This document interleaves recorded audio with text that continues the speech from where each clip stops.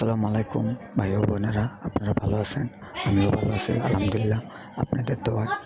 এখানে উত্তরা থেকে দিয়াবাড়ি লোকেশন।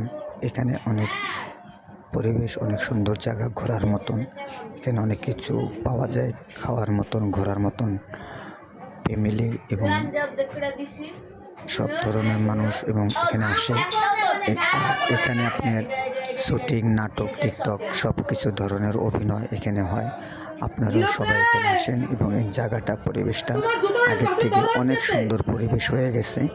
এখানে সব ধরনের জিনিস পাওয়া যায়। এখানে পার্ক আছে এবং অনেক কিছুই পাওয়া যায়, ঘোরার মতন পরিবেশ, একটা স্থান, জায়গা।